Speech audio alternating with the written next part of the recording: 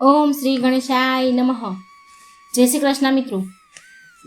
પવિત્ર નવરાત્રિ ચાલી રહી છે અને આ નવરાત્રિમાં આપણે શ્રીમદ દેવી ભાગવત કથા સાંભળી રહ્યા છીએ. અત્યાર સુધીમાં આપણે સાંભળ્યા અધ્યાય એટલે કે સ્કંદ 1 થી 6 અને આજે આપણે સાંભળીશું સ્કંદ 7મો.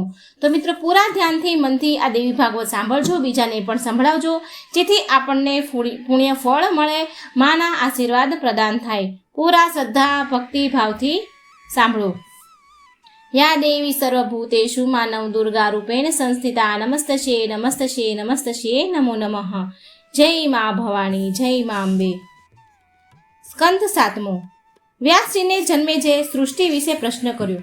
સૂતજી કહેવા લાગ્યા, તપસ્વીઓ, આ દિવ્ય કથાને સાંભળ્યા પછી પરીક્ષિત નંદન રાજા જન્મેજયને પ્રસન્નતાપૂર્વક પુનઃ વ્યાસજીને પૂછ્યું, સ્વામી, સૂર્યવંશી રાજાનો વંશ અને તેનું અદ્ભુત વર્ણન અને ચંદ્રવંશી રાજાઓનું વર્ણન સાંભળવા હું ઈચ્છું છું. મારા સાંભળવામાં આવ્યું છે કે તે બધા રાજાઓમાં ભગવતી દેવીના ઉપાસકો હતા.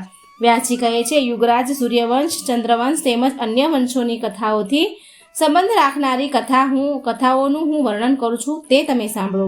જ્યારે 4 મુખવાળા બ્રહ્માજી ભગવાન વિષ્ણુની નાભી કમળમાંથી ઉત્પન્ન થયા પછી તેમણે ઘણી મુશ્કેલીથી સાક્ષાત્કાર આપનારા એવા મહાદેવી ભગવતી જગદંબાની ઉપાસના કરી દેવી પ્રસન્ન થયા.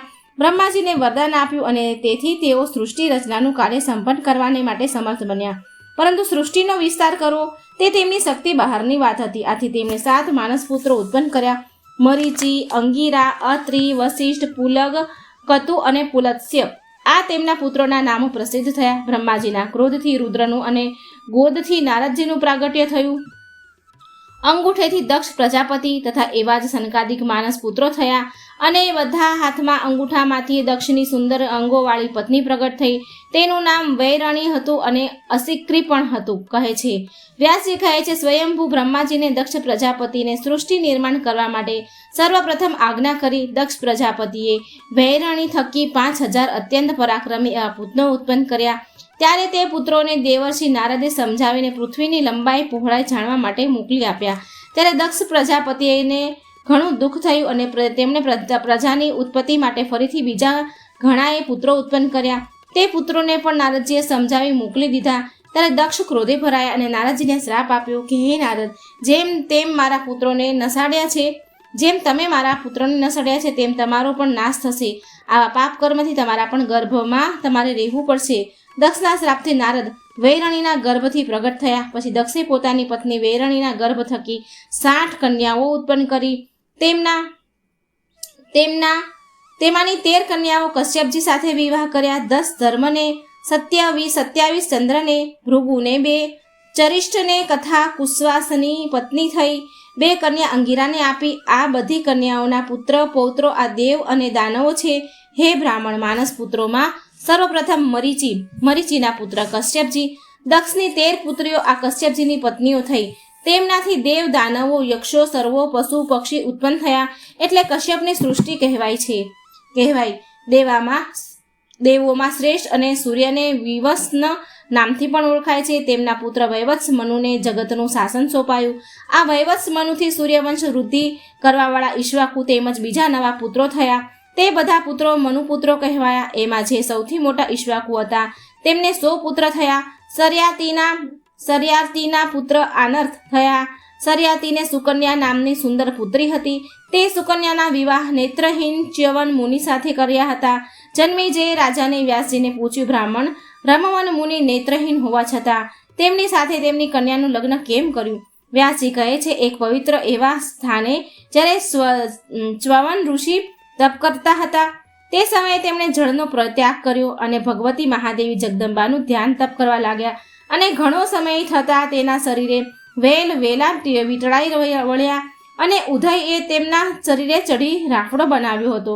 ત્યારે રાજા સર્યાતીની પુત્રી તથા પત્નીઓ સૈનિકો સાથે રચયન મુનિના આશ્રમે આવ્યા. એ સમયે સુકન્યાને તે રાફડામાં 2 અજ્ઞા ચમકતી 2 જ્યોત દેખાઈ. કુતૂહલવશ તેને એ શું છે તે જાણવા છિદ્રોમાં સળી ખોસી. આથી મુનિના નેત્રો ફૂટી ગયા. આવી દેવ પ્રેરિત ઘટના બની. આથી નેત્રો ફૂટવાને લઈને મુનિને પીડા થવા લાગી. આ જોઈ શર્યાતી રાજા ગભરાઈ અને મુનિ સાપ દઈ દેશે એવા ભયથી તેમની સ્તુતિ કરવા લાગ્યા. મહાભાગ મારી સુકન્યા અહીં રમતમાં ને રમતમાં આવી અપ્રિય ઘટના બની ગઈ. આપ મારી કન્યાના અપરાધને ક્ષમા કરો. ત્યારે રચયન મુનિ કહેવા લાગ્યા, રાજન, હું નેત્રહીન હવે કેમ કરીને તપ કરી શકું? તમે ક્ષમા માંગો છો? તમારી નેત્રવાળી કન્યાને મારી સેવા માટે આપો. મુનિની વાત સાંભળી મંત્રીઓ સહિત રાજા ચિંતિત બન્યા. ત્યારે તેમની પુત્રી કહે છે, આટલા ચિંતિત ન બનો હે પિતાશ્રી, હું મુનિની સેવા કરીશ, આત્મદાન કરીશ, તેમને તપ કરવામાં સહાય કરીશ. રાજાએ કન્યાને ત્યાં જ આશ્રમમાં મૂકી છલકાતે નેત્રે શર્યાતી નગર તરફ રવાના થયા. વ્યાસજી કહે છે, ત્યાર પછી સુકન્યા ન્યોછાવર ભાવે પતિની સેવામાં પ્રવૃત્ત થઈ ગઈ. રાજ સુકન્યાનો જીવન મંત્ર બની ગયો. એક સમયની વાત છે, સૂર્યપુત્રોએ મુનિના આશ્રમે આવી જોયું તો સુકન્યા પવિત્ર જળથી સ્નાન કરીને આશ્રમે આવતી હતી. તેને જોઈને અશ્વિની કુમાર તેની પાસે ગયા અને પૂછવા લાગ્યા, ધર્મિણી, તમારા પિતાશ્રીએ આ નેત્રહીન મુનિ સાથે તમારો વિવાહ શા માટે કર્યો? તું તો આ મુનિને યોગ્ય નથી, કારણ તારામાં શુભ લક્ષણો છે. ત્યારે સુકન્યા કહેવા લાગી કે હે સૂર્યપુત્ર, હું પતિવ્રતા ધર્મનું પાલન કરનારી સતી છું, એટલે તમે જે મારા માટે વાત કરો છો તે તમારે કરવી ન જોઈએ. તમે અહીંયાથી જતા રહો, નહીંતર હું તમને શ્રાપ આપીશ. વ્યાસજી કહેવા લાગ્યા, અશ્વિની કુમારો સુકન્યાના કહેવાથી કહે છે, કલ્યાણી, તારા ધર્મનું પાલન કરવાના દ્રઢ નિર્ણયથી અમારું હૃદય દ્રવિત થયું. અમે તો દેવતાઓના વૈર્ય છીએ અને તમારા પતિને નવયુવાન બનાવવા સમર્થ છીએ. સુકન્યાએ ચ્યવન મુનિને વાત કરી. મુનિ આમે નેત્રધારી તેમજ સુંદર બની જવાની ઈચ્છા તો મુનિને આમે નેત્રધારી તેમજ સુંદર બની જવાની ઈચ્છા તો હતી જ. તેથી અશ્વિની કુમારો કહે છે એ પ્રમાણે જળમાં પ્રવેશ કર્યો. એટલે અશ્વિની કુમારો પણ એ જળમાં પ્રવેશ્યા અને જ્યારે તેઓ ત્રણે જળમાંથી બહાર આવ્યા તો ત્રણેય એક સ્વરૂપ સુકન્યાને દેખાઈ અને તે ત્રણેય સાથે બોલ્યા, હે વર્ણિની ભદ્રે,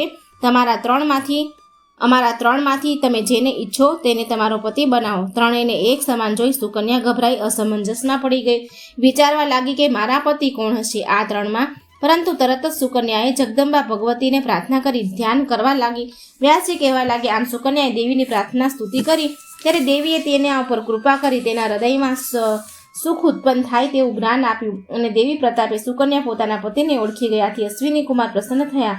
ત્યારે ચ્યવન મુનિએ તેમને વચન આપ્યું કે જ્યારે રાજા શર્યાતી યજ્ઞ કરાવશે તેમાં તમને સોમરસ પીવડાવીશ. શર્યાતીએ સમય જતાં મહાયજ્ઞ કર્યો ત્યારે તેઓએ અશ્વિની કુમારીને સોમરસ આપવા લાગ્યા. આ જોઈને ઇન્દ્રે ક્રોધાયમાન થયા અને પોતાના વ્રજથી ચ્યવન મુનિ ઉપર પ્રહાર કર્યો. મુનિએ તપોબળથી કૃત્ય નામનો ભયંકર પુરુષ ઉત્પન્ન કર્યો. કૃત્યા ઇન્દ્રને ગળી જવા દોડ્યો. ત્યારે ઇન્દ્ર બૃહસ્પતિના ચરણે ગયા. બૃહસ્પતિએ ચ્યવન મુનિની ક્ષમા પ્રાર્થના કરવાની ઇન્દ્રને સલાહ આપી. ઇન્દ્ર મુનિ પાસે ગયા અને ક્ષમા પ્રાર્થના કરી કહ્યું, હવે અશ્વિની કુમારોને સોમરસ પીવાનો અધિકાર પ્રાપ્ત થાય છે. ત્યારે મુનિઓ ક્રોધ શાંત થયો. પદ નામના એ દૈત્યને મુનિએ કહ્યું, તું શાંત થા અને જ્યાં જુગાર, સ્ત્રી તથા મદિરા પાન થતું હોય, ત્યાં હિંસા હોય એ સ્થાનોમાં નિવાસ કર. ત્યાર પછી મુનિએ શયાતી રાજાના યજ્ઞની પૂર્ણાહતિ કરી. ત્યાર પછી રાજા શર્યાતી પોતાના રાજ્યમાં ગયા. આ શર્યાતીના પુત્ર આનર્થ થયા. આનર્થના રેવત પુત્ર થયા. આ રેવત રાજાઓ સમુદ્રની મવ્યમાં કુશસ્થલી નામનું નગર બનાવ્યું. આ રેવતને 100 પુત્ર થયા અને સૌથી જ્યેષ્ઠ પુત્રને એક પુત્રી ઉત્પન્ન થઈ. તેનું નામ રેવતી. પુત્રી સુંદર અને સુલક્ષણી હતું. પોતાની પુત્રીને યોગ્ય વર મળે તેમ વિચારી રાજ કકુદનની રેવત પર્વત ઉપર રાજ્ય કરતા હોવાથી રાજા રેવત કહેવાતા. તેઓ બ્રહ્માજી પાસે ગયા અને કહેવા લાગ્યા, હે દેવેશ, આમ મને મારી આ પુત્રી માટે યોગ્ય વર બતાવવાની કૃપા કરો. હું કોની સાથે મારી પુત્રીનો વિવાહ કરું? મેં કેટલાય રાજકુમારીને જોયા, પરંતુ મને મારી પુત્રી માટે યોગ્ય નથી લાગ્યા. આમ મને એવા રાજકુમાર બતાવો જે દાસી હોય, ધર્માત્મા હોય, કુલીન હોય, ઉદાસી હોય, બળવાન પરાક્રમી હોય, આવા બધા શુભ લક્ષણોથી સંપન્ન હોય. રાજાનું કહેવું સાંભળી બ્રહ્માજી હસીને કહેવા લાગ્યા, રાજન, કાળની ગણના મુજબ અત્યારે તમામ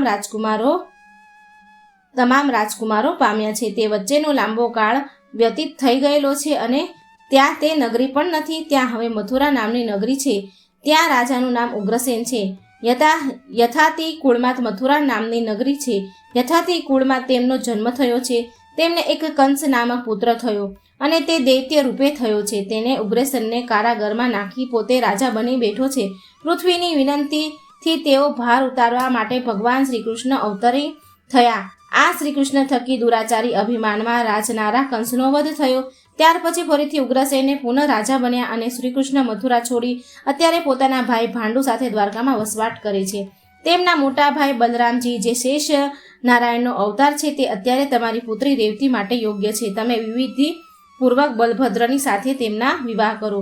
બ્રહ્માજીનું કહેવું માની રેવત રાજા તેમની પુત્રી રેવતીને લઈને ત્વરિત દ્વારકા આવ્યા. ત્યાં તેમણે પોતાની પુત્રી રેવતીનો વિધિપૂર્વક બલરામ સાથે વિવાહ કર્યા. પછી રાજા રેવત ગંગાને કિનારે જઈ તપ કર્યું અને અંતે પોતાનો દેહ મૂકીને દિવ્ય લોક ગયા. વ્યાસજી કહે છે, જ્યારે રેવત રાજા ત્યાં ગયા તે સમયે રાક્ષસોએ સયાતિ વંશની નેસ્તા બુદ્ધ કરી નાખી. ત્યાર પછી ક્ષુવ નામના મનુથી ઈક્ષ્વાકુનો જન્મ થયો. આ ઈક્ષ્વાકુના 100 પુત્ર થયા. તેમાં મોટા પુત્રનું નામ વિકુક્ષી હતું. આ વિકુક્ષીના પુત્રનું નામ કુકુસ્થ હતું. ભગવાન વિષ્ણુ કહેવા લાગ્યા, દેવતાઓ, તમે આ કુકુસ્થ સાથે મૈત્રી કરો. ભગવતી દેવી જગદંબા તેની ઉપર એમની અસીમ કૃપા છે. દેવતાએ કુકુસ્થ સાથે ગયા અને બધી વાત કહી. તેથી કુકુસ્થ કહે, આપની સહાયતા માટે ત્યારે જ હું તત્પર થાવ જ્યારે ઇન્દ્ર મારું વાહન બને. દેવોએ ઇન્દ્રને સમજાવ્યા, સચિતે, આપ શરમ છોડી કુકુસ્થના વાહન બનવાની કૃપા કરો. દેવતાઓના કહેવાથી ઇન્દ્રએ વૃષભનું રૂપ લઈ કુકુસ્થના વાહન બન્યા. કુકુસ્થ ઇન્દ્રના ઉપર સવાર થયા. તેથી તેમનું નામ ઇન્દ્રવાહ પ્રખ્યાત થયું અને દૈત્યો સાથે યુદ્ધ કરી તેમના પૂરપટ્ટ વિજય પ્રાપ્ત કર્યો. તેથી તેમનું એક નામ પુરંજય, આ ત્રીજા નામથી પણ તેઓ ખ્યાતિ પામ્યા. મહાબળવાન કુકુત્સે ને તેમની પત્ની દ્વારા એક બાળક પુત્ર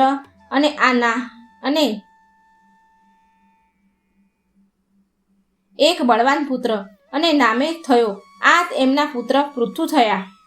એ પૃથુના જે પુત્ર થયા તે વિશ્વની થયા અને તેમના પુત્ર ચંદ્રનો જન્મ થયો. આ ચંદ્રનો પુત્ર યુવાન થયો. આ યુવાનસ્વના પુત્ર સાવંત થયા. આ સાવંતના પુત્ર બૃહદસ્વ થયા. બૃહદસ્વથી કૌલાસ્વનો જન્મ થયો. આ કૌલાસ્વએ ધુંધુ નામના દૈત્યનો સંહાર કર્યો. ત્યારથી તેઓ ધુંધુમાર નામે ખ્યાતિ પામ્યા. આ કુલવાસ્વના પુત્ર દ્રઢાવસ્વ થયા, જેઓથી પૃથ્વીની ભલી ભાંતિ રક્ષા કરી હતી. દઢસ્વાના હર્ષવ્ય થયા. હર્ષવ્યના પુત્રને નિકુંભ્ય કહે છે.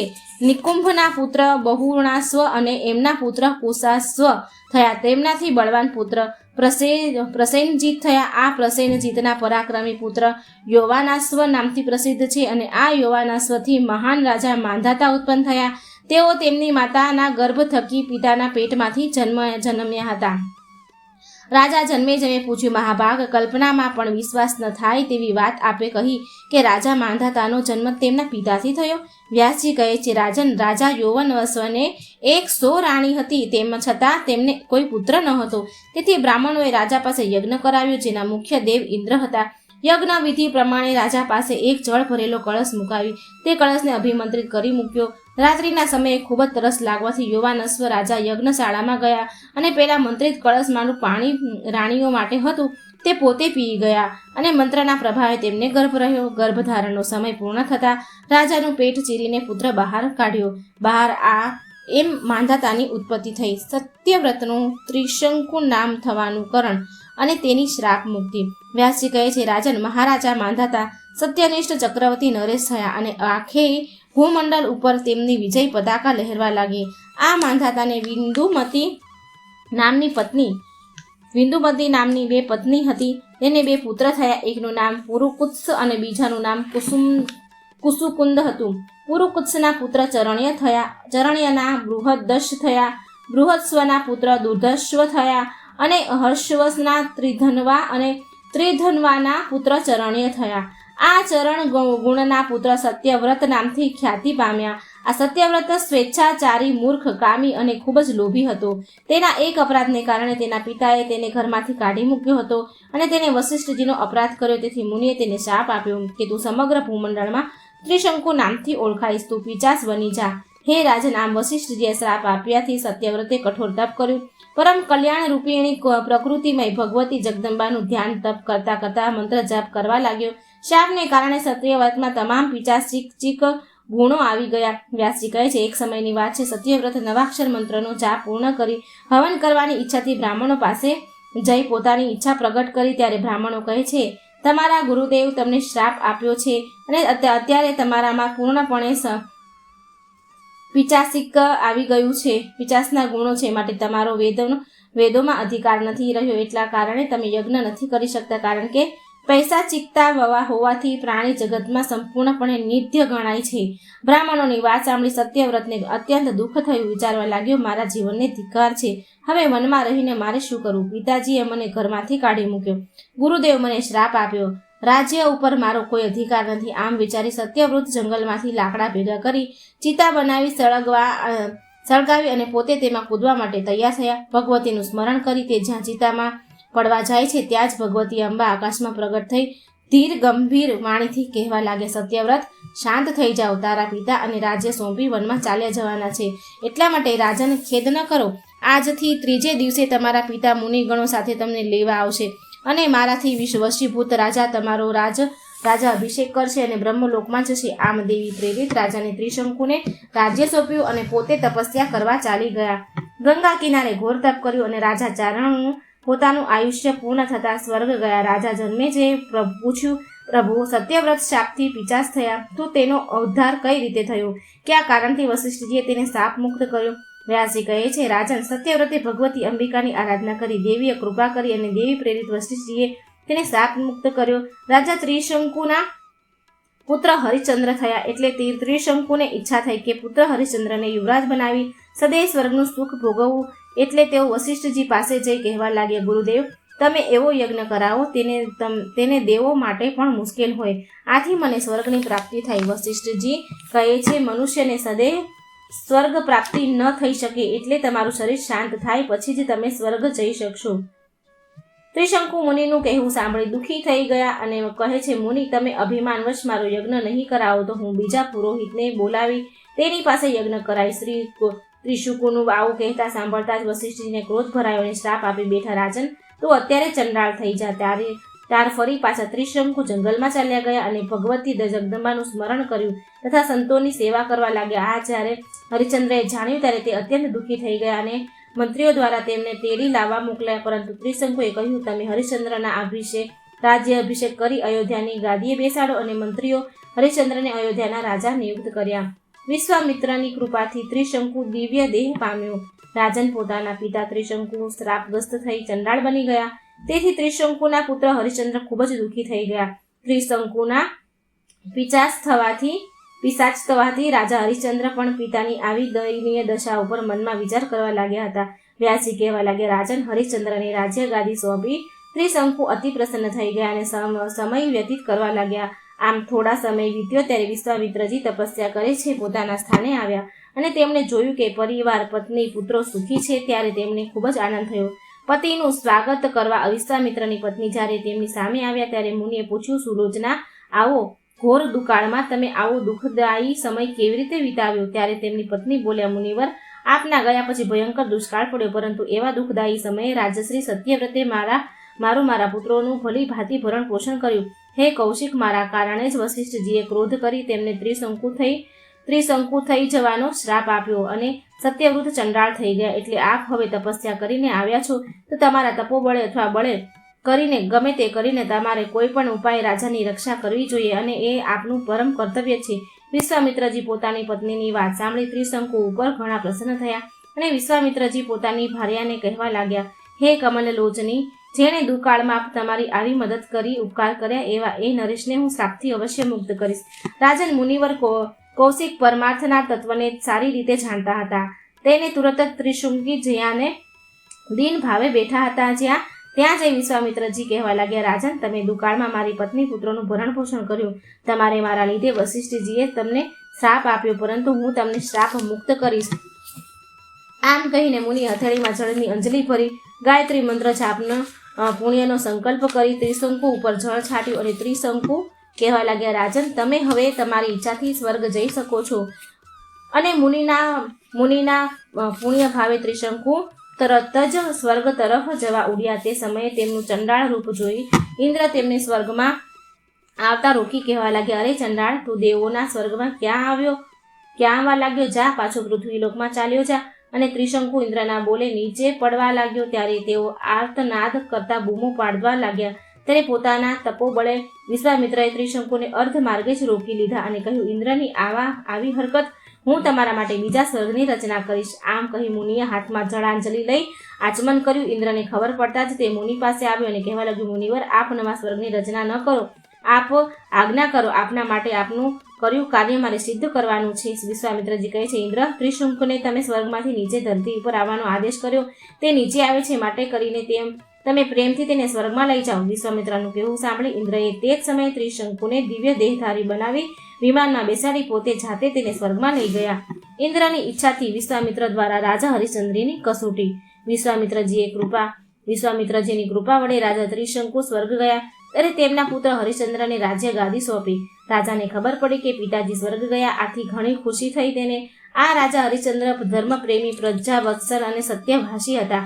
તેઓ સત્યવાદી હરિશ્ચંદ્ર કહેવાયા. વ્યાસજી કહે છે, રાજન, એકવાર વશિષ્ઠજીએ રાજાએ દુષ્ટ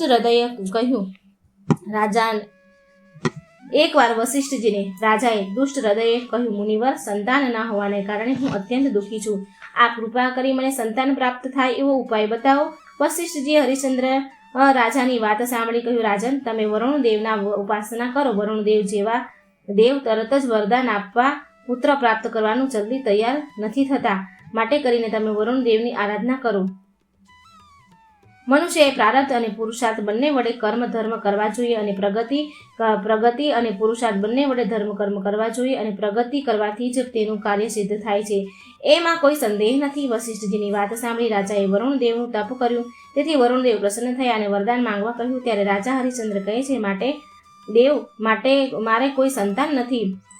આપ મને પુત્ર આપવાની કૃપા કરો. મેં ત્રણેય ઋણમાંથી મુક્ત થવા માટે તપ કર્યું છે. એટલે વરુણદેવે તેમને પુત્ર પ્રાપ્ત કરાવી આ પુત્રનું નામ રોહિત એવું રાખ્યું. તેથી રાજા રાણી તારામતી અત્યંત ખુશ થઈ ગયા. રાજા હરિશ્ચંદ્રનું ધર્મ, પ્રેમ, પ્રજાવત્સલ, રાજા ધર્મ અને સત્યવાદી તથા આવા ઘણા ગુણોનું વર્ણન નારદજીએ ઇન્દ્ર સભામાં કર્યું. ત્યારે ઇન્દ્રએ હરિશ્ચંદ્રની પરીક્ષા કરવા વિશ્વામિત્રજીને મોકલ્યા. વિશ્વામિત્રજી હરિશ્ચંદ્રની રાજ્ય સભામાં આવ્યા. વિશ્વામિત્રજીને આવેલા જાણી રાજા અને તમામ સભાપદો ઊભા થઈ તેમને પ્રણામ કર્યા. રાજા હરિશ્ચંદ્રએ ભલી ભાંતિ સ્વાગત કર્યું, પૂજન અર્ચન કરી તેમની સામે ઊભા રહ્યા. ત્યારે વિશ્વામિત્રજી ઘણા પ્રસન્ન થયા અને કહેવા લાગ્યા, રાજન, તમારી સેવાથી હું ઘણો પ્રસન્ન છું. તમે તો સત્યવાદી છો, તેમજ દાનેશ્વરી પણ છો. તમારી પ્રસન્નતા નારદજીએ ઇન્દ્રસભામાં કરી, તેથી પ્રેરાઈને હું અહીં આવ્યો છું. મુનિવર, આપ શું ઈચ્છી રહ્યા છો તે જણાવો, હું અવશ્ય તે પ્રમાણે કરીશ. ત્યારે વિશ્વામિત્રજી કહે છે, રાજન, તમે જો આપવા માંગતા જ હોય તો તમારું રાજ્ય અને ધન સંપત્તિ મને દાન કરો. રાજા હરિશ્ચંદ્રએ રાજી ખુશીથી વિશ્વામિત્રજીને તેમને કહ્યું તેમ દાન કર્યું. ત્યારે પણ વિશ્વામિત્રજી કહેવા લાગ્યા, રાજન, દાન કરનારે દક્ષિણા આપવી દાનને યથાર્થ કરવું જોઈએ, માટે તમે મને દક્ષિણાના રૂપે 1000 સુવર્ણ મુદ્રાઓ આપો. રાજા હરિશ્ચંદ્ર કહે છે, મુનિ, મેં તો મારું સર્વસ્વ તમને દાનમાં આપી દીધું. હવે મારી પાસે કાંઈ નથી, પરંતુ કંઈ વાંધો નહીં, આપ મને 1 માસની મુદત આપો. વિશ્વામિત્રજીએ તેમ કર્યું. સરસવાણી કર્યા પછી રાજા પત્ની તારામતી તથા પુત્ર રોહિતને લઈને સાદા વસ્ત્રો પહેરી અયોધ્યામાંથી નીકળી પડ્યા અને કાશી ક્ષેત્રમાં પહોંચી. સર્વપ્રથમ 1000 સુવર્ણ મુદ્રા એકઠી કરવા માટે એક બ્રાહ્મણને ત્યાં પોતાની રાણી તારામતીને વેચી, પુરોહિતને પણ તે બ્રાહ્મણને વેચ્યો અને પોતે પણ એક ચંડાળને ત્યાં વેચાયા. અને તેમણે ચંડાળે સ્મશાનમાં રહી જે લાશ આવે તેની પાસેથી કર લેવાનું કામ સોંપ્યું. ત્યાર પછી પોતે એક સ્મશાનમાં આવી મૃત્યુ પામેલા પુત્રને જોઈ રાજાને અત્યંત દુઃખ થયું, પરંતુ તેમ છતાં તારામતીને કહે છે, સ્મશાનના નિયમ મુજબ તમે મને કર આપો, એક કફન તમારે આપવું પડશે. તારામતી પાસે કંઈ હતું નહીં. ખૂબ વિનંતી કરી, પરંતુ હરિશ્ચંદ્ર ડગ્યા નહીં. તેમણે કફન નહીં તો અગ્નિદાન નહીં કહ્યું. ત્યારે તારામતીએ પોતાની પહેરેલી સાડીનો અડધો ભાગ ફાડી કફન રૂપે રાજાને આપ્યો. ત્યારે તો હદ થઈ ગઈ. ભગવાન શ્રી હરિ, ઇન્દ્ર, બ્રહ્મા, દેવો તથા વિશ્વામિત્ર ત્યાં આવી પહોંચ્યા. કહે છે, ધન્ય છે રાજન, તમારી સત્યપરાયણતાને, ધર્મપરાયણતાને અમને ઘણો આનંદ થયો છે. જગતમાં તમારા જેવો દાની, સત્યવ્રતધારી, ધર્મિષ્ઠ કોઈ પાક્યો નથી અને થશે પણ નહીં. રાજન, આ તમારી કસોટી હતી, પરીક્ષા હતી, અને તમે કસોટીમાં ડગ્યા નહીં, માટે કરીને તમે હવે તમારા પત્ની અને પુત્ર સહિત સ્વર્ગ જાઓ.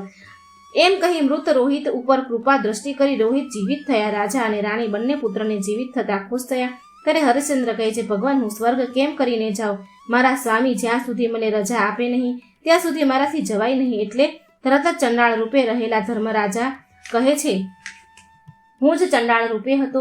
તમારી સત્ય પ્રત્યે અડગતા જોઈ લીધી. હું તમને મુક્ત કરું છું. ત્યારે રાજા કહેવા લાગ્યા, ફરી કહે છે કે દેવતાઓ, તેમ છતાંય હું સ્વર્ગ જઈ શકું નહીં, કારણ કે મારી અવધની પ્રજાને સ્વર્ગ પ્રાપ્ત ના થાય તો તે માટે હું પ્રજાવસ્તક કેમ કહેવાઉં? પ્રજા પ્રેરિત રાજા હરિશ્ચંદ્રએ પોતાનું પુણ્ય પ્રજાને આપ્યું અને પોતાની પત્ની તારામતી, પુરોહિત અને પોતાના પ્રજા સાથે રાજા હરિશ્ચંદ્ર સ્વર્ગ ગયા. સતાક્ષી દેવોની પ્રાગટ્યની કથા. રાજા જન્મેજય કહે છે, મુનિવર, આપે રાજશ્રી હરિશ્ચંદ્રની ઘણી અદ્ભુત કથા કહી સંભળાવી. હવે આપ મને એ કહો કે પરમ ધાર્મિક ધર્માત્મા રાજા હરિશ્ચંદ્રએ ભગવતી સતાક્ષીની ઉપાસના કરી હતી. તે કલ્યાણ સ્વરૂપિણી ભગવતી સતાક્ષીની પ્રાગટ્ય કથા કહો. મારું જીવન સફળ બનાવવાની કૃપા કરો. ત્યારે વ્યાસજી કહે છે, રાજન, હું હવે તમને ભગવતી સતાક્ષીના પાવન ચરિત્રનું વર્ણન કરું છું, તે સાંભળો. પૂર્વ દુર્ગમ નામના એક મહાદૈત્ય હિમાલય ઉપર જઈ 1000 વર્ષ સુધી તપ કરી બ્રહ્માજીને પ્રસન્ન કર્યા. હંસ ઉપર સવાર થઈ બ્રહ્માજી દુર્ગમને વરદાન આપવા આવ્યા. દુર્ગમે બ્રહ્માજીને પ્રાર્થના સ્તુતિ કરી. પછી કહ્યું, આમ મને બધા વેદો અને અપૂર્વ બળ આપો કે જેથી કરીને હું દેવતાઓ ઉપર વિજય મેળવું. એમ જ થાવ. એમ કહી બ્રહ્માજી પોતાના લોક ગયા. વરદાન પ્રભાવે દુર્ગમે 3 લોકમાં હાહાકાર મચાવ્યો અને બળ પ્રયોગ કરી અમરાવતી આંચકી લીધી. આ વ્રજથી પણ કઠોર શરીરવાળા દુર્ગમે દેવતાઓને યુદ્ધ કરી હરાવ્યા. એટલે તેના ભયથી દેવતાઓ ભાગ્યા અને ગુફાઓ, પર્વતના શિખરો એવી જગ્યાઓએ સંતાયા કે ભગવતી પરંબાનું ધ્યાન સ્તવન કરવા લાગ્યા. રાજન, વેદો દુર્ગમ પાસે હોય, ઋષિ મુનિનો યજ્ઞ ભાગ કરી શકતા ન હોતા. તેથી કહીને દેવોએ તેમનો ભોગ મળતો ન હતો. તેથી કરીને તેને ભોગ ન મળે. તેમાંય વરસાદ પડવો બંધ થઈ ગયો. તેથી ભયંકર દુકાળ પડ્યો. રાજન, આવી અનાવૃષ્ટિ 100 વર્ષ સુધી રહી. લોકો તથા પશુ પક્ષીઓ મારવા લાગ્યા. આવો ભયાનક સમય ઊભો થતા કલ્યાણ રૂપિણીની ઉપાસના કરવા હિમાલય ઉપર બ્રાહ્મણો સમાધિ, ધ્યાન, પૂજન, સ્તુતિ પ્રાર્થના કરવા લાગ્યા. ત્યારે દેવીને કહેવા લાગે, હે માતા, અમારી ઉપર ભયાનક સંકટ ઊભું થયું છે. આ પ્રસન્ન થાવ. ત્યારે ભગવતી દેવી પાર્વતીજીને ભુવનેશ્વરી કે મહેશ્વરી નામથી પ્રખ્યાત છે. તેમણે પોતાની અનંત આંખો વડે દિવ્ય દર્શન આપ્યા. વ્યાસજી કહે છે, રાજન, બ્રાહ્મણો અને દેવતાઓની વાત સાંભળી દેવી શિવા એટલે કે પાર્વતી એ અનેક પ્રકારના શાકો તથા મીઠા ફળો પોતાના હાથે દેવતાઓને ખવડાવ્યા. ત્યારે આ પ્રકારે શાકો આપવાથી દેવી ભગવતીનું એક નામ શાકાંભરી એવું પડ્યું. અહીં દુર્ગમને આ વાતની ખબર પડતા જ તે અભિમાની પોતાના દૈત્ય સેના લઈને દેવી સામે યુદ્ધે ચડ્યો. તેણે દેવો બ્રાહ્મણોને ચારે તરફથી ઘેરી લીધા. ત્યારે દેવીએ તે સૌનું રક્ષણ કરવા માટે તેમની ચારે તરફ રક્ષા ચક્ર ઉપસ્થિત કર્યું અને દૈત્ય સાથે યુદ્ધ કર્યું. ત્યારે તેમણે અનેક શક્તિઓ ઉત્પન્ન કરી.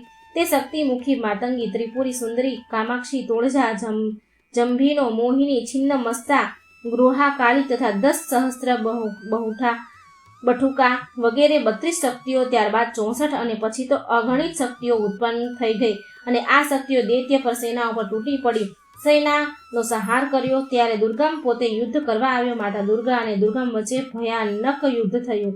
અંતે દેવીના 5 બાણોથી વિધાય દુર્ગમ નાશ પામ્યું અને તેનું તેજ દેવીમાં સમાઈ ગયું. હે રાજા, દેવો ભગવતી જગદંબાનું આ આખ્યાન જે શ્રવણ કરે છે તેની તમામ મનોકામના પૂર્ણ થાય છે અને અંતે તે દેવીના ધામમાં જાય છે, સિદ્ધપીઠ, અને ત્યાં વિરાજતા દેવીઓની નામાવલી. જન્મેજય રાજાને વ્યાસજીને કહે છે, અનધ દેવીઓના શક્તિપીઠો ક્યાં અને કેટલા છે તે કયા નામથી પ્રસિદ્ધ છે તે મને કૃપા કરી કહો. વ્યાસજી કહે છે, જ્યારે દક્ષે શિવજીનું અપમાન કર્યું તેનું સ્થાન યજ્ઞમાં ન જોતા સતીને ઘણું દુઃખ થયું. ત્યારે તેમણે પોતાના પતિ શિવનું થયેલું પિતા દ્વારા અપમાન સહન નહીં થાય તેમણે દક્ષના યજ્ઞ કુંડમાં પોતે કૂદી પડ્યા અને બળવા લાગ્યા. શિવજીને આની જાણ થતાં તેઓ ક્રોધવશ થઈ ગયા. તેમના પ્રભાવથી વીરભદ્ર નામનો મહાબળવાન ગણ ઉત્પન્ન થયો. તેણે દક્ષનો વધ કરી યજ્ઞનો વિધ્વંસ કરી નાખ્યો. વિષ્ણુ ભગવાન સહિત સર્વ દેવોએ પ્રાર્થના કરી ત્યારે શિવજીએ બકરાનું માથું દક્ષના ધડ ઉપર ચોંટાડી તેને જીવિત કર્યા. ત્યાર પછી શિવજીએ સતીના અર્ધા બળેલા શરીરને ખભે ઉપાડી તાંડવ કરતા ચારેય કોર ફરવા લાગ્યા. દેવો ચિંતિત થઈ વિષ્ણુ ભગવાને પ્રાર્થના કરી. વિષ્ણુ ભગવાને સતીના શરીરના ટુકડા કરી નાખ્યા અને તે ટુકડા જ્યાં જ્યાં પડ્યા ત્યાં ત્યાં શક્તિપીઠ પ્રગટ થઈ. જુદા જુદા નામે શક્તિપીઠો પ્રખ્યાત થયા. રાજન, આ શક્તિપીઠોના હું તમને સ્થાન સાથે સંભળાવું છું, ધ્યાનથી સાંભળજો. 108 શક્તિપીઠો છે. વ્યાસજી કહે છે, વારાણસીએ ગૌરીનું મુખ પડવાથી, વિશાલાક્ષી નૈમિષારણ્યમાં લિંગધારિણી, પ્રયાગમાં લલિતા, ગંધમાદન પર્વત ઉપર કામુકી, માનસામાં કુમુદા, દક્ષિણમાં વિશ્વકામા, ઉત્તરમાં વિશ્વકામ પ્રપૂરણી, ગોમંત પર ગોમતી, મંદસ્રાચલ પર્વત કામચારિણી, ચૈત્ર થયા મંદોત્તકરા, હસ્તિનાપુરમાં જયંતી, કાન્ય ગુંબજ એટલે કે કનોજ માં ગૌરી, મલયાચલ ઉપર દેવી રંભા, એકાગ્ર પાઠ ઉપર તેઓ કીર્તિમતી એવા નામથી પ્રસિદ્ધ છે. વિશ્વપીઠમાં તેઓ વિશ્વંભરી, પુષ્કરમાં પુરુહુતા, કેદાર પીઠમાં ભદ્રકર્ણિકા, સ્થાનેશ્વર પીઠમાં ભવાની, બિલ્વક પીઠમાં દેવી બિલ્વપત્રિકા, શ્રી શૈલ પર માધવી અને ભદ્રેશ્વરમાં દેવી ભદ્રા નામથી પ્રસિદ્ધ થયા. વારાહ પીઠમાં જયા, કમલાલચમાં પીઠમાં કમલા, રુદ્રકોટીમાં રુદ્રાણી તથા કાલંજરમાં તે કાલી કહેવાયા.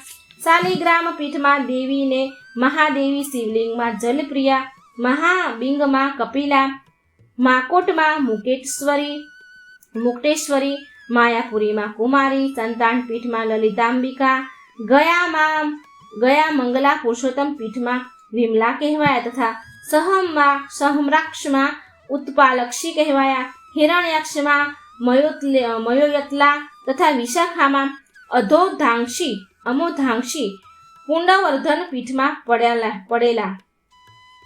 સુપાક્ષમાં નારાયણી, ચિત્રકૂટમાં રુદ્રસુંદરી, વિપુલક્ષત્રમાં વિપુલા, મહાચલમાં ભગવતી કલ્યાણી, સહાદ્રી પર્વત પર એકવીરા, હરિશ્ચંદ્ર પીઠ પર ચંદ્રિકા, રામા તીર્થમાં રમણા, યમુના પીઠમાં મૃગાવતી, કોટી તીર્થમાં કોટવી, માધવ વનમાં શુભાનંદા, દેવિકા તટ પર પીઠમાં નંદિની, દ્વારકામાં રૂકમણી, વૃંદાવનમાં રાધા, મથુરામાં દેવકી, પાતાળમાં પરમેશ્વરી, ચિત્રકૂટમાં સીતા, વિંધ્યાચલ પર્વત ઉપર વિદ્યાવાસિની, કરવીરી ક્ષેત્રમાં મહાલક્ષ્મી, વિનાયક ક્ષેત્રમાં દેવી ઉમા, વૈદ્યનાથમાં આરોગ્ય, મહાકાલ પીઠમાં મહેશ્વરી, ઉષ્ણ તીર્થમાં સભાયા, વિંધ્ય પર્વત પર નિતંબા, માંડ્ય પીઠમાં માંડવી તથા માહેશ્વરપુરીમાં સ્વર્ણ નામે પ્રખ્યાત છે. છણલેન્ડમાં પ્રચંડા, અમરકંટકમાં ચંડિકા, સોમેશ્વર પીઠમાં વારારોહ, પ્રભાત ક્ષેત્રમાં પુષ્કરવાવતી, સરસ્વતી તીર્થમાં દેવમાતા તથા તટ નામના પીઠમાં પારાવારા નામથી તેઓ વિખ્યાત થયા. મહાદલય મહાભાગ, પયોષિણીમાં પિંગલેશ્વરી, કૃત સોર્ચ તીર્થમાં સિંહિકા, કાર્તિક ક્ષેત્રમાં અતિશાંકરી, વર્તક તીર્થમાં ઉત્પલા, સુભદ્રા અને શોણમના સંગમ પર લોલા, સિદ્ધવનમાં માતા લક્ષ્મી, ભરતાશ્રમ તીર્થમાં અમંગા, ભલમવર પર્વત પર વિશ્વમુખી, ત્રિસ્કંધા પર્વત પર તારા, દેવદારુણમાં પૃષ્ટિ, કાશ્મીર પ્રદેશમાં મેઘા, હિમાદ્રી પર્વત પર દેવી ભીમા, વિશ્વેશ્વર ક્ષેત્રમાં વૃષ્ટિ, કપાલ માંચન તીર્થમાં શુદ્ધિ, કાયાવરોહણ તીર્થમાં માતા શંખોદર, તીર્થમાં ધરા, પિંડારક તીર્થમાં ધૃતિ નામથી પ્રખ્યાત થયા. ચંદ્રભાગા નદીના તટ પર કલા, અછોદા નામના તીર્થમાં શિવધારિણી, વેણા નદીના તટ પર અમૃતા, બદ્રીવનમાં ઉર્વશી, ઉત્તરોકૂટ પ્રદેશ ઔષધિ, કુશદ્વીપમાં કુશોદકા, હેમકૂટ પર્વત પર મમંથા, કુમુદ વનમાં સત્યવાદિની, અશ્વતીર્થમાં વંદનિયા, વિશ્વલાણેય ક્ષેત્રમાં નિધિ, વેદવંત તીર્થમાં ગાયત્રી, ભગવાન શિવજીના સાનિધ્યમાં પાર્વતી, દેવલોકમાં ઇન્દ્રાણી, સૂર્યના બિંબમાં પ્રભા, માતૃકોમાં વૈષ્ણવી, બ્રહ્મલોકમાં સરસ્વતી, સતીઓમાં અરુંધતી તથા રમા, અપ્સરાઓમાં તિલોત્તમા. આમ સર્વ તીર્થોમાં તથા સર્વ પ્રાણી માત્રામાં નિત્ય નિવાસ કરનારા શક્તિને બ્રહ્મકલા કહે છે. હે જન્મેજય, મેં તમને 108 તીર્થમાં દેવી બિરાજમાન છે તેમના 128 નામો કહ્યા. જે કોઈ મનુષ્ય આ 108 શક્તિના પીઠોનું શ્રવણ પઠન પાઠન કરશે તે બધા તાપોથી મુક્ત થઈ દેવી પરાંબાના પરમધામમાં જશે. આ દેવી તીર્થોમાં જતા પહેલા વિધિ કરી પછી યાત્રા કરવી જોઈએ. મનુષ્ય આ દેવીની શક્તિપીઠોની યાત્રા વિધિ પૂર્વક કરે છે તેના પિતૃઓ 1000 કલ્પો સુધી બ્રહ્મલોકને પામે છે. રાજન, આ દેવીના 108 નામનું સ્મરણ જપ કરીને અનેક મનુષ્યો સિદ્ધિ પ્રાપ્ત કરી ચૂક્યા છે, એટલે હે રાજન, બુદ્ધિમાન અને દેવી ભક્ત મનુષ્ય તેમનું અવશ્ય શ્રવણ કરે. વ્યાસજી કહે છે, રાજન, તમે મને જે કોઈ પ્રશ્ન કર્યો તેનું સર્વ પ્રકારે મેં તમને સૂક્ષ્મથી સૂક્ષ્મ સહિત રહસ્ય બતાવ્યું. હવે તમે શું સાંભળવા ઈચ્છો છો? જન્મેજયે કહ્યું, મુનિવર, આપે પહેલા કહેલું કે હિમાલયના શિખર ઉપર મહાન તેજનો આવિર્ભાવ પ્રગટ થયો. એ પ્રસંગ મને વિસ્તારપૂર્વક કહો. હિમાલયને ત્યાં દેવી પ્રગટ થયા તથા હિમાલયને દેવી દ્વારા ઉપદેશ. જન્મેજયના પૂછવાથી વ્યાસજી કહેવા લાગ્યા, રાજન, સતીનું શરીર જ્યારે યોગા અગ્નિમાં બળી ભસ્મ થયું ત્યારે શિવજીએ દેશાંતરોમાં નિરાશ થઈ ફરવા લાગ્યા અને ભગવતી જગદંબાનું સ્મરણ કરવા લાગ્યા. ત્યારે સતીની અનુપસ્થિતિમાં તારક નામનો અસુર ઉત્પન્ન થયો. તપ કરવાથી બ્રહ્માજીએ તેને વરદાન આપ્યું, શિવપુત્રના હાથે જ તારું મૃત્યુ થશે. આ સાંભળીને દેવતાઓએ દુઃખી થયા, વિષ્ણુ ભગવાન પાસે ગયા અને વિષ્ણુ દેવતાઓને લઈને હિમાલય ગયા અને ત્યાં સર્વ દેવતાઓએ ભેગા મળી ઘણો સમય સુધી દેવી જગદંબાની સ્તુતિ પ્રાર્થના કરી નામ જપ કર્યા. ત્યારે દેવી પ્રસન્ન થયા, કહેવા લાગ્યા, દેવતાઓ, તમે સૌનું આવવાનું પ્રયોજન શું છે તમારા બધાનું? તે કહો, ભક્તોની અભિલાષા પૂર્ણ કરવા હું તત્પર છું. દેવતાઓ કહેવા લાગ્યા, હે પરમેશ્વરી, બ્રહ્માજીના વરદાનથી તારકાસુર નામનો અસુર અમને ત્રાસ આપે છે. આ તારકને વરદાનમાં બ્રહ્માજી એમ કહ્યું છે કે શિવજીના પુત્રના હાથે તારું મૃત્યુ થશે, પરંતુ ભગવાન શંકર તો અત્યારે વિદુર જીવન જીવી રહ્યા છે. ભગવતી અંબા કહેવા લાગે, દેવતાઓ, મારી શક્તિને ગૌરી નામે પ્રસિદ્ધ કરીશ. તે હિમાલયને ત્યાં પ્રગટ થશે. માટે કરીને તમે એવો પ્રયત્ન કરો કે જેથી ભગવાન શિવ સાથે તેનો સંબંધ થાય. તે દેવી જ તમારું કાર્ય સિદ્ધ કરશે. હિમાલયનું પણ કર્તવ્ય છે કે તે ભક્તિભાવથી મારી ઉપાસના કરે. હિમાલયે પણ દેવીની વાણી સાંભળી અને તેઓના નેત્રોમાં આંસુ આવ્યા. પોતે હર્ષિત થઈ દેવીની સ્તુતિ કરી. ત્યારે દેવીએ તેમને વેદો અને ભક્તિ યોગનું જ્ઞાન આપ્યું. હિમાલય દેવીથી ઉપદેશ પામી કહેવા લાગ્યા, દેવી, આપ આપના વિરાટ સ્વરૂપના દર્શન કરાવો. વ્યાસજી કહે છે, ત્યાં ઉપસ્થિત દેવોએ પણ હિમાલયનું સામર્થ્ય કર્યું. ત્યારે ભગવતી દેવીએ વિરાટ સ્વરૂપ ધારણ કર્યું અને સૌને દર્શન આપ્યા. પરંતુ દેવતાઓએ સ્વરૂપ જોઈને ગભરાઈને ગયા અને હાહાકાર મચી ગયો અને મૂર્છિત થઈ ગયા. ત્યારે દેવીએ સૌમ્ય સ્વરૂપ ધારણ કરી દેવોને સચેત કર્યા. પછી દેવોએ સર્વને બોધ આપ્યો અને ત્યાર પછી આ એ જ દેવી છે જે ગૌરી રૂપે હતા. દેવી ભુવનેશ્વરીએ કાર્તિક સ્વામીને જન્મ આપ્યો. આ કાર્તિકે સ્વામીએ તારકાસુરનો વધ કર્યો. આમ દેવી કૃપાએ દેવતાઓનું કાર્ય સિદ્ધ થયું. તો મિત્રો, આ સ્કંદ 7મો શ્રીમદ દેવી ભાગવતનો સ્કંદ 7મો અહીં સમાપ્ત થાય છે. મિત્રો, આ દેવી ભાગવત જે આપણે 7 સ્કંદ મૂક્યા છે, જે વિડીયો છે, એ કૃપા કરીને શેર કરજો, જેથી બીજાને પણ આ સાંભળવાનો લાભ મળે, આપણને પુણ્ય મળે. અને કોમેન્ટ બોક્સમાં માતાજીનું નામ લખવાનું ભૂલશો નહીં. ચેનલને સબસ્ક્રાઈબ કરવાનું ભૂલશો નહીં. જય શ્રી કૃષ્ણ. રાધે રાધે. Thank you.